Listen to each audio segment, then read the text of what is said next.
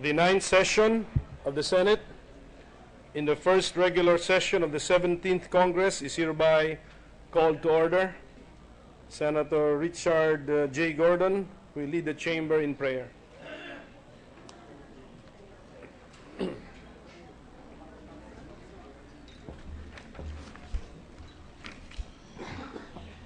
Prayer for the Philippines.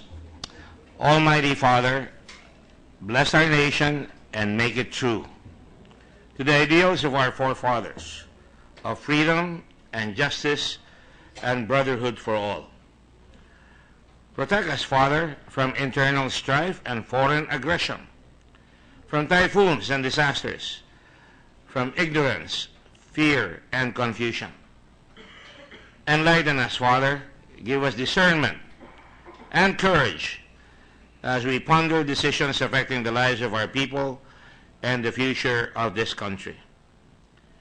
Make our people aware of their rich heritage, realizing not only their rights, but also their duties and responsibilities as proud citizens.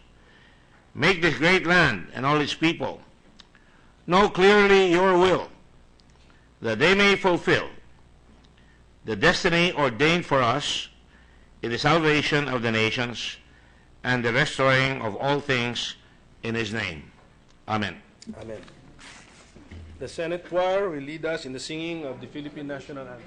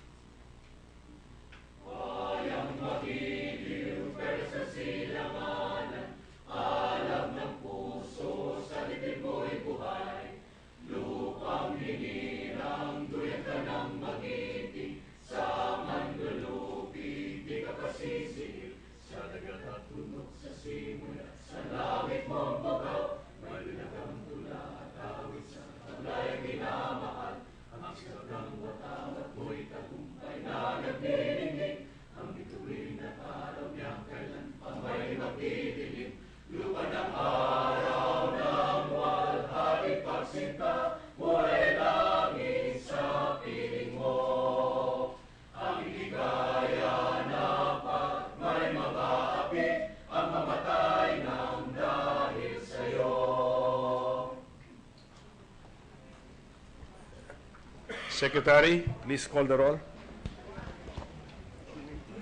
Roll call of members. The Honorable Senators Angara, Aquino, Binay, Cayetano, De Lima, Drilon, Ejercito, Escudero, Gatchalian, Gordon, Honasan, Ontiveros, Lacson, Ligarda, Pacquiao, Pangilinan, Po, Recto, Soto, Trillanes, Villanueva, Villar, Soveri, Senate President Pimentel. With 23 senators present, the chair declares the presence of a quorum. Mr. President. Majority Leader. Mr. President, I move that we dispense with the reading of the journal of the 8th session, Wednesday, August 10, and consider the same as approved. There is a motion to dispense with the reading of the journal. Is there any objection? There being none, the motion is approved. Mr. President, consistent with Section 1 of the Rules of the Commission on Appointments, I would like to manifest that the term of office of the members of the Senate elected to the Commission on Appointments shall commence effective July 1, 2016. For the record, Mr. President. There being no additional comments on the manifestation is noted. Mr. President. Mr. President. It's the pleasure of Senator Ontiveros. Thank you, Mr. President. Thank you, Majority Leader. On behalf of our group of 4 members of this chamber, namely Senators Sani Angara, J.V. Ejercito, Joel Villanueva, and myself, I would respectfully like to register our motion to reconsider the election of the members of the Senate Electoral Tribunal last Wednesday, the 10th of August, on the grounds that the proportionality rule was not fully complied with in the case of our group of 4, as we understand it, based on the rules of the Senate and based on the rules of the Senate, that we are entitled as well to 1 seat. I so move, Mr. President. Second. Senator Villanueva. I'd like to reiterate, Mr. President, the statements made by the distinguished lady from Akbayan, Senator Risa Ontiveros, and I second her motion. Mr. President. Senator Zubiri. Yes, Mr. President, I would not place an objection, but I would rather ask the chamber that we meet as a caucus, all-member caucus, to discuss this further rather than getting into heated arguments on the floor. Kasi this will entail removing some members of the majority in these particular positions. I would suggest that if the majority floor leader will allow, that we move for a caucus and discuss this privately. Thank you, Mr. Majority Leader. Mr. President, before acting on the motion, I move to suspend the session and that the Senate President call for a all-senator caucus. Is there any objection? There being none, we suspend for an all-senator caucus.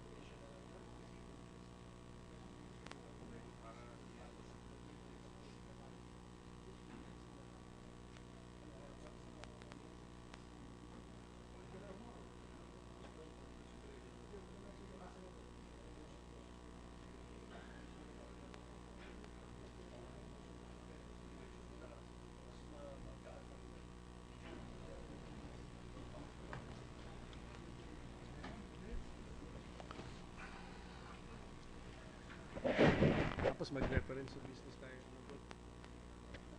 Reference sa business tayo. Design.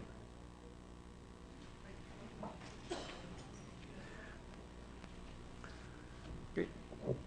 Session is resumed. Thank you. Majority Leader. Mr. President, before we suspended, there was a motion by Senator Ontiveros, seconded by Senator Villanueva. I move to suspend consideration of that motion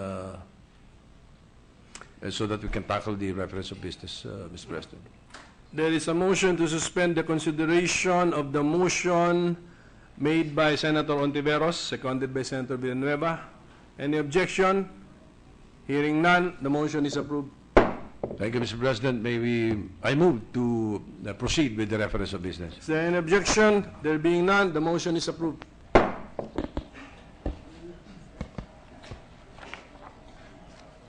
Bills on first reading. 801, an act promoting environmentally sustainable transport by providing incentives for the manufacture, assembly, conversion, and importation of electric, hybrid, and other green vehicles and for other purposes by Senator Recto. Referred to the Committees on Ways and Means and Trade, Commerce, and Entrepreneurship. 802, an act authorizing the grant of unemployment or involuntary separation benefits to eligible members of the Social Security System, amending for the purpose Republic Act Number 8282, otherwise known as Social Security Act of 1997, Senator Recto. To the Committees on Government Corporations and Public Enterprises and Labor, Employment, and Human Resources Development. 803, an act institutionalizing the rights of government service insurance system members, providing them additional representation in the GSIS board, ensuring prompt payment of all their benefits, and for other purposes, Senator Recto. To the Committees on Government Corporations and Public Enterprises and Civil Service, Government Organization, and Professional Regulation. 804, an act augmenting the PhilHealth Fund for universal health care coverage and improving PhilHealth benefits packages by earmarking the Philippine Charity Sweepstakes Office Charity Fund for such purpose, thereby amending Republic Act Number 1169 as amended by Batas Pambansa bilang 42 by Senator Recto. To the Committees on Government Corporations and Public Enterprises and Health and Demography.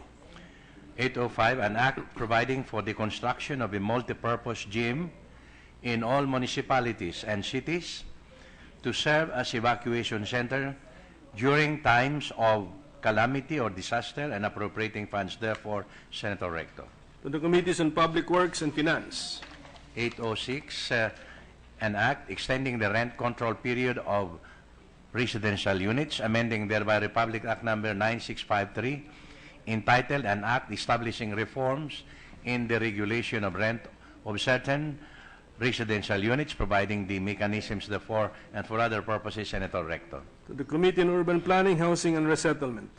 807, an act increasing to 3,000 pesos the monthly personal economic relief allowance granted to government employees, appropriating funds therefore and for other purposes, Senator Recto. To the Committees on Finance and Civil Service, Government Organization, and Professional Regulation. 808, an act granting automatic PhilHealth coverage for all women about to give birth and their newborn children, amending for the purpose Republic Act Number 7875 as amended by Republic Act Number 10606, otherwise known as the National Health Insurance Act of 2013, providing funds therefore and for other purposes, Senator Recto. To the Committees on Health and Demography and Women, Children, Family Relations, and Gender Equality. 809, an act providing additional benefits to families with dependents, supporting spouses, aging parents, and persons with disabilities, Senator Recto. To the Committees on Ways and Means and Social Justice, Welfare, and Rural Development. 810, an act strengthening local government participation in national development by increasing the share of local government units in the national internal revenue taxes, amending for the purpose Section 284 of Republic Act Number 7160, otherwise known as the Local Government Code of 1991, Senator Recto.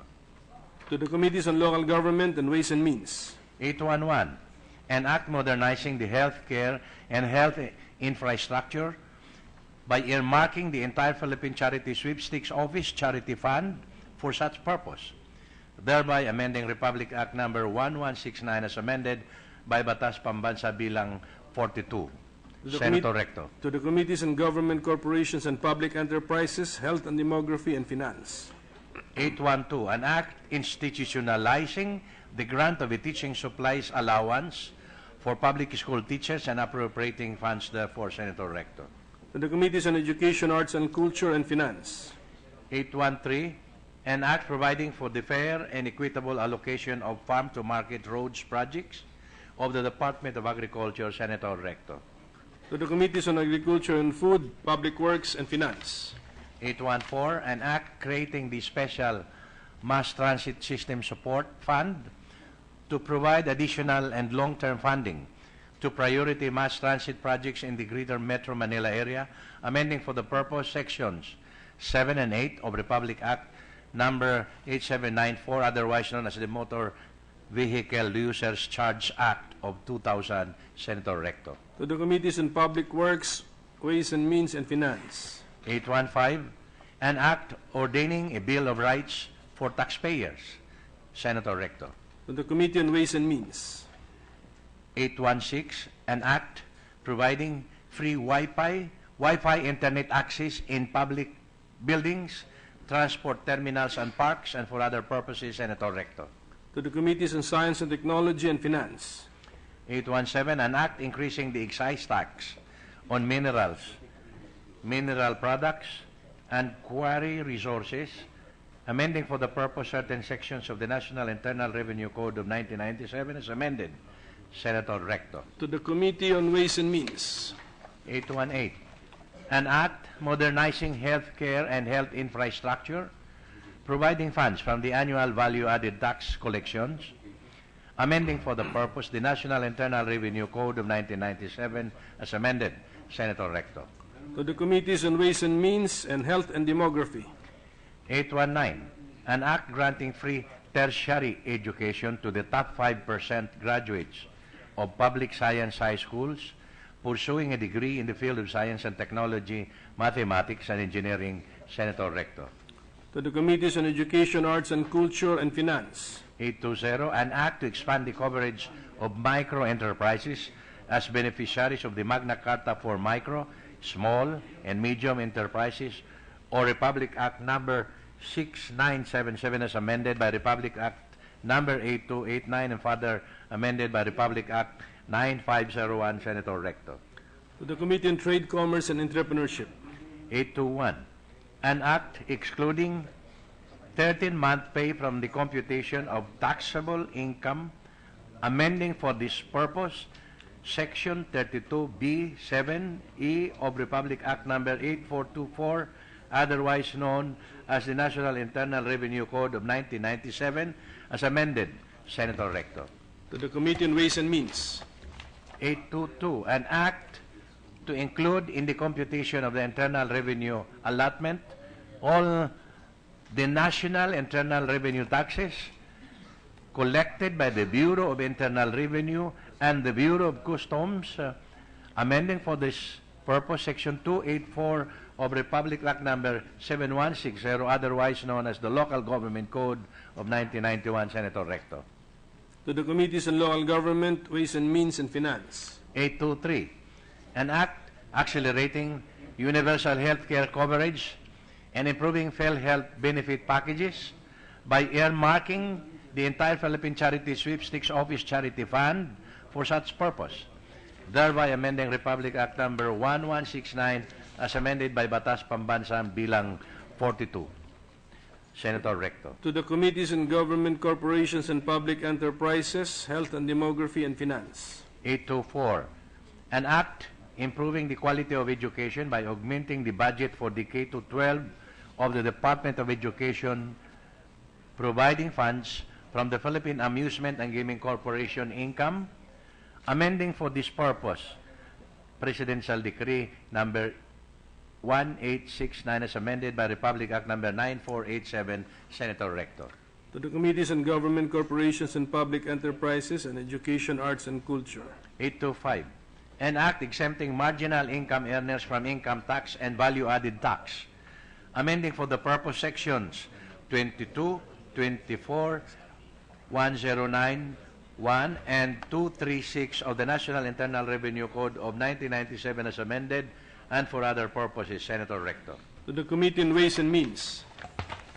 826, an act excluding overtime pay from the computation of taxable income, amending for this purpose Section 32B7 of Republic Act Number 8424, otherwise known as the National Internal Revenue Code of 1997, as amended. Senator Recto. To the Committee on Ways and Means.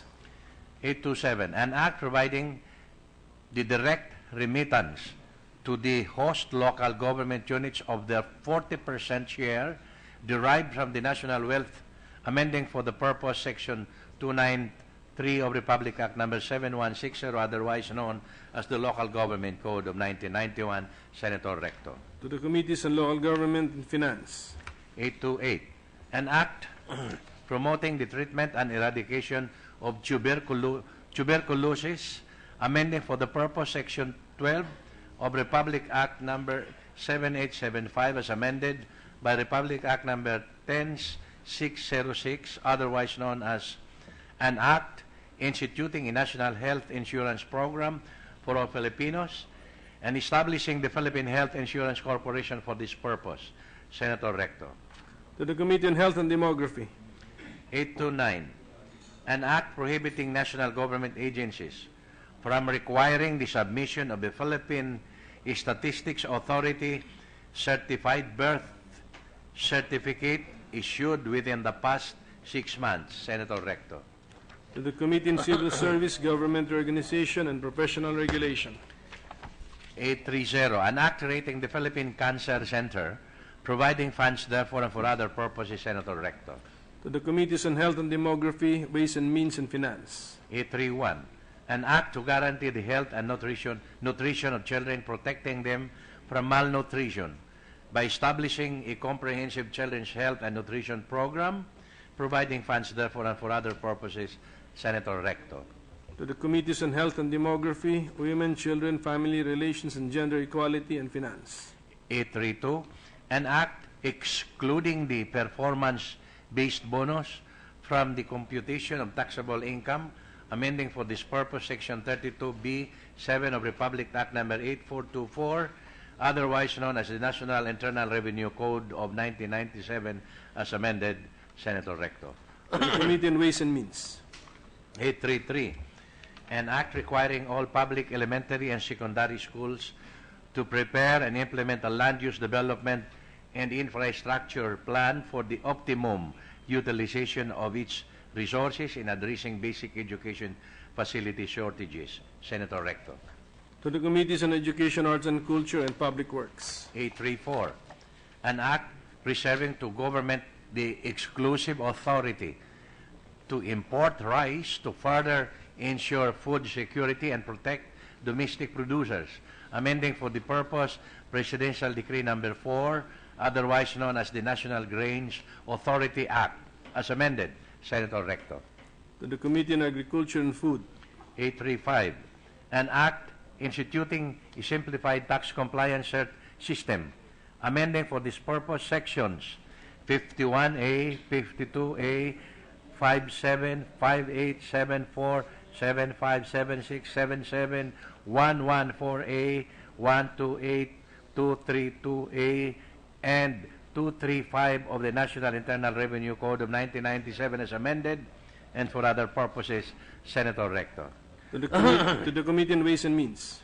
836, an act expanding the purposes and application of the Special Education Fund, amending for the purpose Section 272 of Republic Act Number 7160, otherwise known as the Local Government Code of 1991, and for other purposes, Senator Recto. To the Committees on Local Government and Education, Arts and Culture. 837, an act mandating the Secretary of the Department of Finance and the Governor of the Bangko Sentral ng Pilipinas to appear before Congress semi-annually to report on the status and directions of the fiscal and monetary policies of the state, Senator Recto. To the Committees on Finance and Economic Affairs. 838, an act granting broader protection to consumers, amending for this purpose Republic Act Number 7394, otherwise known as the Consumer Act of the Philippines, Senator Recto. To the Committee on Trade, Commerce, and Entrepreneurship. 839, an act exempting tollway operations from the value-added tax, amending for the purpose sections 108 and 109 of the National Internal Revenue Code of 1997, as amended, Senator Recto. To the Committee on Ways and Means. 840, an act providing for a Magna Carta for the road transportation sector, Senator Recto. To the Committee on Public Services. 841, an act protecting consumers from unreasonable fee increases by providing for a consumer group representation in the governing boards of government regulatory bodies, amending for the purpose the respective charters, and for other purposes, Senator Recto. To the Committee on Public Services. 842, an act requiring the healthcare facilities to provide a price list of its healthcare services, including incidental expenses and medical supplies that can be charged in the medical bill, Senator Recto. To the Committee on Health and Demography. 843, an act strengthening local government units by increasing to 50% the annual internal revenue allotment share of local government units, and for other purposes, Senator Recto. To the Committees on Local Government and Finance. 844, an act creating the Special Mass Transit System Support Fund, reallocating the disposition of monies collected from the motor vehicle usage charge, amending for the purpose sections 7 and 8 of Republic Act number 8794, otherwise known as the Motor Vehicle Usage Charge Act of 2000, Senator Rector. To the Committees on Public Works, Public Services, Ways and Means, and Finance. 845, an act providing funding support for universal health care coverage and improving PhilHealth benefits packages by allocating 70% of the Philippine Charity Sweepstakes Office Charity Fund for such purpose, thereby amending Republic Act number 1169 as amended by Batas Pambansa Bilang 42, Senator Recto. To the Committees on Government Corporations and Public Enterprises and Health and Demography. 846, an act exempting public utility vehicles from the motor vehicles usage charge, amending for the purpose sections 2 and 3 of Republic Act number 8794, otherwise known as the Motor Vehicle Usage Charge Act of 2000, Senator Recto. To the Committees on Public Works and Ways and Means. 847, an act creating the Philippine Amusement and Gaming Commission, authorizing the appropriation of funds therefore and for other purposes, Senator Recto.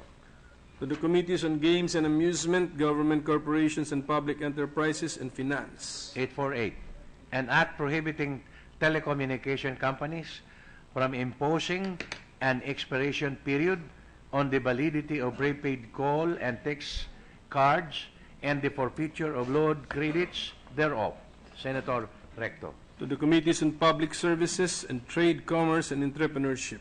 849, an act advancing the rights of street children by strengthening the Barangay Council for the protection of children and establishing an incentive system for the private sector engaged in the promotion of the welfare of street children and for other purposes, Senator Rector. To the Committees on Women, Children, Family Relations, and Gender Equality, Social Justice, Welfare, and Rural Development, and Ways and Means. 850, an act instituting reforms to further protect and develop the nursing profession, amending for the purpose Republic Act number 9173, otherwise known as the Philippine Nursing Act of 2002, Senator Rector. To the Committees on Civil Service, Government Reorganization and Professional Regulation, Health and Demography, and Finance. Additional reference to business bills on first reading. Senate Bill number 851, an act modernizing public health infrastructure, providing funds from the Philippine Amusement and Gaming Corporation income, amending for the purpose Presidential Decree 1869 as amended by Republic Act number 9487 by Senator Recto. To the Committees on Government Corporations and Public Enterprises and Health and Demography.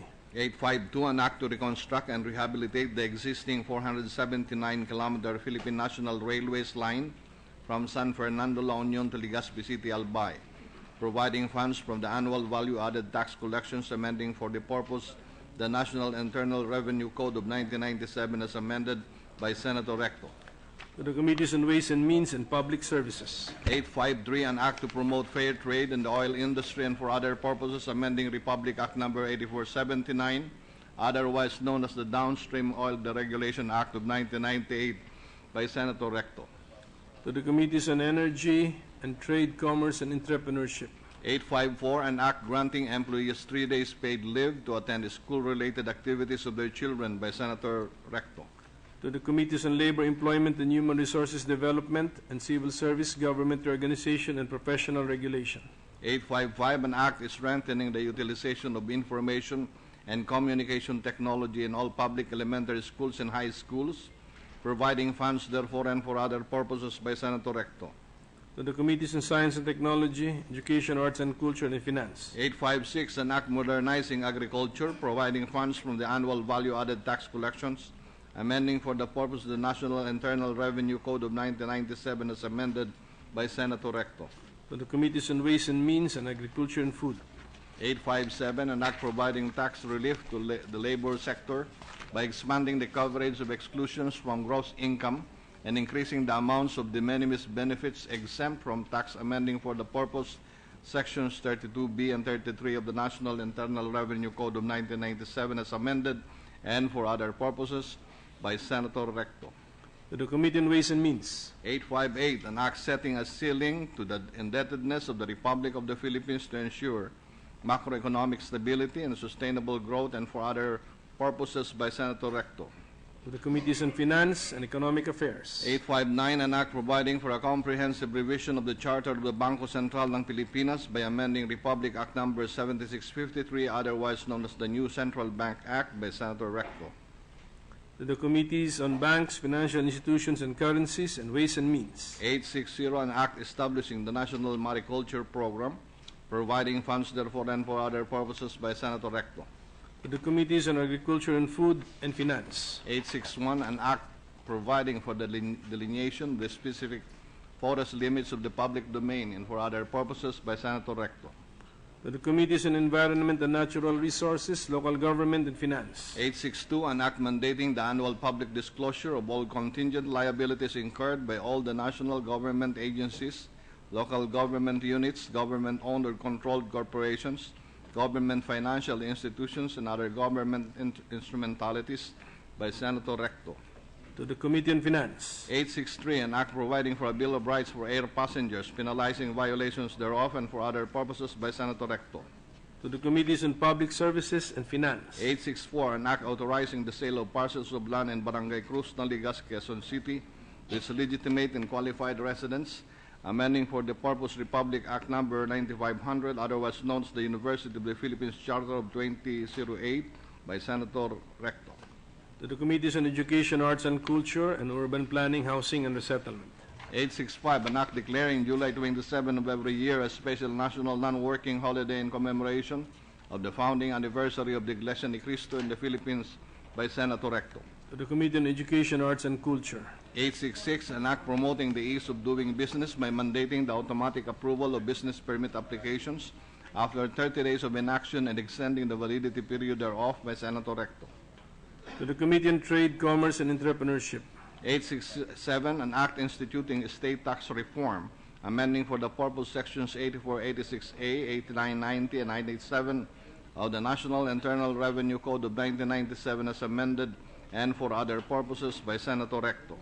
To the Committee on Ways and Means. 868, an act to strengthen the Internal Affairs Service of the Philippine National Police and for the purpose of amending certain provisions of the PNP law under Republic Act 69 and 75 as amended by Republic Act 8551 and for other purposes by Senator Grace Poe. To the Committee on Public Order and Dangerous Drugs. 869, an act promoting integrated urban farming to address food security concerns and livelihood opportunities and appropriating funds for the purpose by Senator Grace Poe. To the Committees on Agriculture and Food and Finance. 870, an act strengthening the Code of Conduct and Ethical Standards for Public Servants by Senator Grace Poe. To the Committees on Civil Service, Government Reorganization and Professional Regulation, and Finance. 871, an act amending Republic Act Number 4200, otherwise known as an act to prohibit and penalize wiretapping and other related violations of the privacy of communication and for other purposes by Senator Grace Poe. To the Committees on Public Order and Dangerous Drugs and National Defense and Security. 872, an act granting senior citizens a minimum of 5% discount on the first 150 kilowatt hours of electricity consumption and the first 50 cubic meters of water consumption, and exemption from the value-added tax amending for this purpose Republic Act Number 9994, otherwise known as the Expanded Senior Citizens Act of 2010 by Senator Grace Poe. To the Committees on Social Justice, Welfare and Rural Development, and Ways and Means.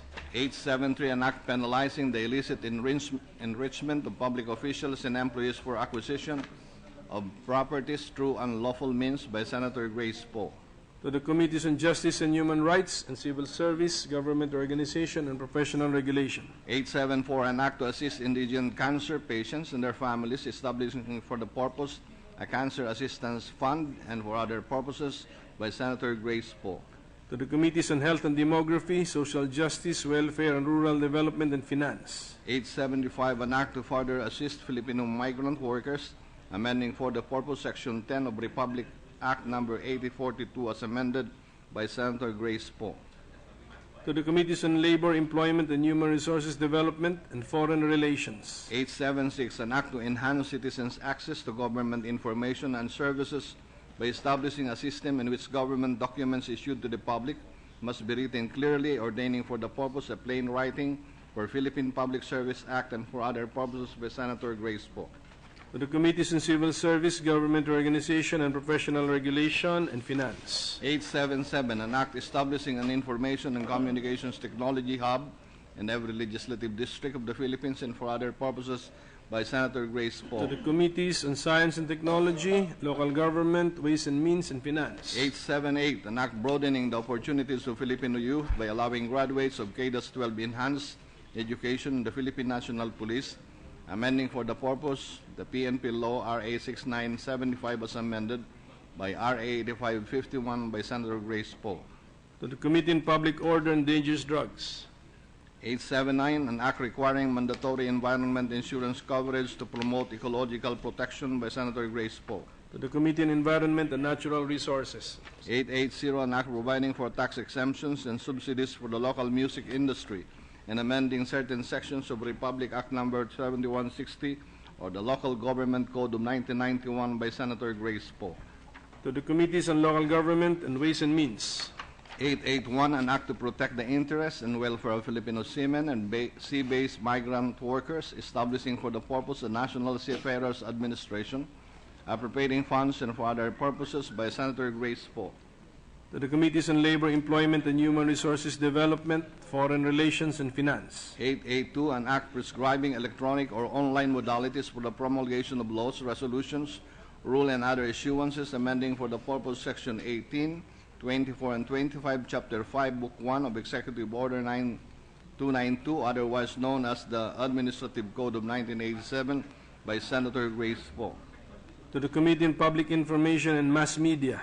883, an act enhancing the capabilities, mandate, and organizational structure of the Movie and Television Review and Classification Board, amending for the purpose Presidential Decree 1986 by Senator Grace Poe. To the Committees on Public Information and Mass Media and Ways and Means. 884, an act establishing Polytechnic University of the Philippines San Juan Campus in the city of San Juan, Metro Manila, to be known as PUP San Juan Campus, appropriating funds thereof and for other purposes by Senator Joseph Victor Ejercito. To the Committees on Education, Arts and Culture and Finance. 885, an act strengthening the political party system, appropriating funds therefore and for other purposes by Senator Joseph Victor Ejercito. To the Committees on Electoral Reforms and People's Participation and Finance. 886, an act providing an assistance program for overseas Filipino workers in distress and providing funds therefore and for other purposes by Senator Joseph Victor Ejercito. To the Committees on Labor, Employment and Human Resources Development, Foreign Relations and Finance. 887, an act upholding the right of acquisition by qualified beneficiaries of government-owned lands they actually occupy, amending certain provisions of Republic Act Number 7279, otherwise known as the Urban Development and Housing Act of 1992, and for other purposes by Senator Joseph Victor Ejercito. To the Committee on Urban Planning, Housing and Resettlement. 888, an act prescribing the strengthening of the national extension system to accelerate agriculture and fisheries development, appropriating funds therefore and for other purposes by Senator Victor Ejercito. To the Committees on Agriculture and Food, Local Government and Finance. 889, an act adopting the higher prescribed penalty, including death, of the national law of an alien found guilty of trafficking dangerous drugs and other similar substances, amending for the purpose Republic Act Number 9165, otherwise known as the Comprehensive Dangerous Drugs Act of 2002, by Senator Joseph Victor Ejercito. To the Committees on Public Order and Dangerous Drugs and Justice and Human Rights. 890, an act establishing a single traffic ticketing system by Senator Joseph Victor Ejercito. To the Committee on Public Services. 891, an act establishing a free medicine assistance program for the poor and providing funds therefore by Senator Joseph Victor Ejercito. To the Committees on Health and Demography, Social Justice, Welfare, Rural Development, and Finance. 892, an act expanding the prohibited acts of discrimination against women on account of sex, amending for the purpose Articles 135 and 137 of Presidential Decree Number 442 as amended, otherwise known as the Labor Code of the Philippines, by Senator Joseph Victor Ejercito. to the Committees on Labor, Employment and Human Resources Development, and Women, Children, Family Relations, and Gender Equality. 893, an act creating a local housing board in all cities and first to third class municipalities, providing for its powers and functions and for other purposes, by Senator Joseph Victor Ejercito. To the Committees on Urban Planning, Housing and Resettlement, and Local Government. 894, an act to provide for a housing program for teachers, by Senator Joseph Victor Ejercito. To the Committees on Urban Planning, Housing and Resettlement, Education, Arts and Culture, Ways and Means, and Finance. 895, an act providing for an automatic pay increase to any member of the armed forces who is deployed away from the member's permanent station or, in the case of a member of a reserve component of the armed forces, the member's home of record once the deployment period exceeds 180 days of continuous duty, by Senator Joseph Victor Ejercito. To the Committees on National Defense and Security and Finance. 896, an act for establishing the rights of airline passengers by providing standards for airline carrier services, by Senator Joseph Victor Ejercito. To the Committee on Public Services. 897, an act prohibiting the establishment of political dynasties, introduced by Senator Joseph Victor Ejercito. To the Committee on Electoral Reforms and People's Participation. 898, an act directing the reduction of electricity rates through the utilization of the government share in the discovery, exploration, development, and or production of indigenous source of energy for the purpose of lowering the cost of electricity, by Senator Joseph Victor Ejercito. To the Committee on Energy. 899, an act to expand and revitalize the special education program for gifted and handicapped children and youth in the Philippines, by Senator Joseph Victor Ejercito. To the Committees on Education, Arts and Culture, Youth, Ways and Means, and Finance. And Senate Bill number 900, an act providing telecommunication systems accessibility to the hearing impaired and speech impaired, by Senator Joseph Victor Ejercito. To the Committees on Public Services and Social Justice, Welfare, and Rural Development. Majority Leader.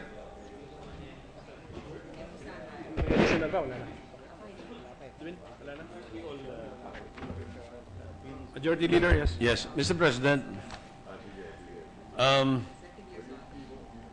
the Committee on Rules earlier met. It was an organizational meeting, and thereafter we reviewed the rules of the Senate. And one particular item in the rules was discussed, and this is Section 8 of Resolution number 5 of the Senate.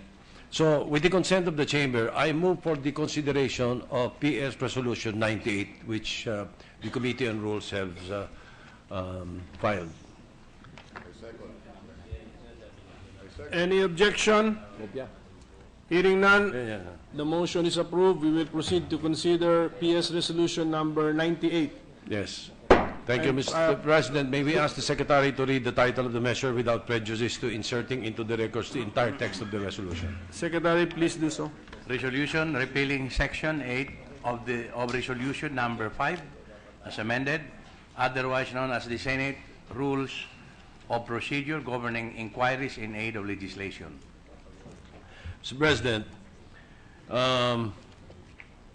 Article 6, Section 21 of the Constitution provides that the Senate and the House of Representatives or any of its respective committees may conduct inquiries in aid of legislation in accordance with its duly published rules of procedure. Now, we have reviewed the rules before we publish it, and we deemed it necessary to repeal Section 8 of Senate Resolution number 5, otherwise known as the Senate Rules of Procedures governing inquiries in aid of legislation. This is to reflect the long-standing practice in the Senate and its committees. Section 8 is about preliminary determination. Before a committee can conduct its hearings, there must be a preliminary determination of the committee with the majority of its members before they can conduct any hearing on any bill, inquiry, resolution, or anything, Mr. President.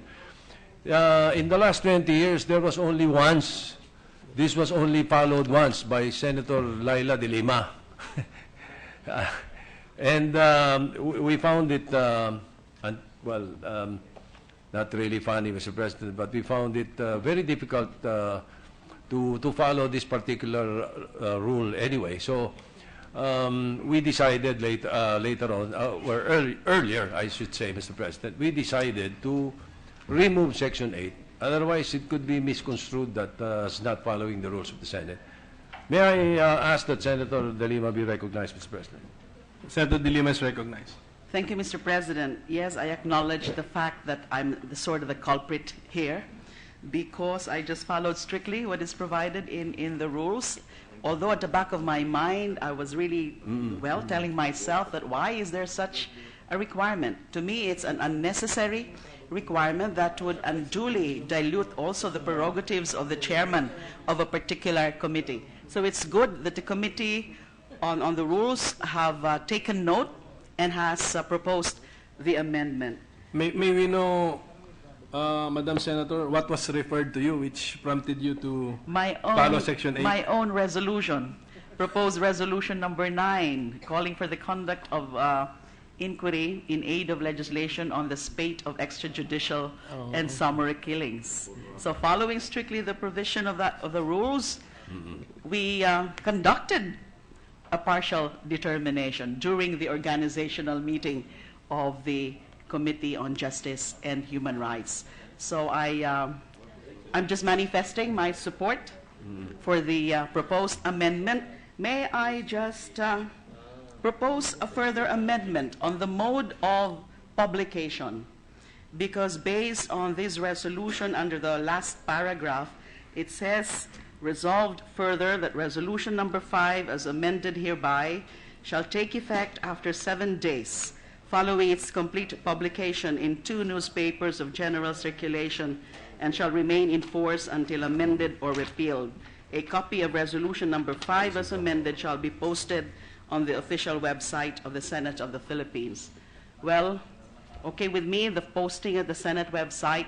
Now, if we want a speedier mode, I'd like to call the attention of the body that under Executive Order number 200, which is a mandatory to the Civil Code provision on the requirement of publication, because the Civil Code provision, particularly Article 2, says that laws to be effective, including rules like this of general application, must be published either in the, published either in the official, the official gazette only, under Article 2 of the Civil Code. Laws shall take effect after 15 days following the publication in the official gazette.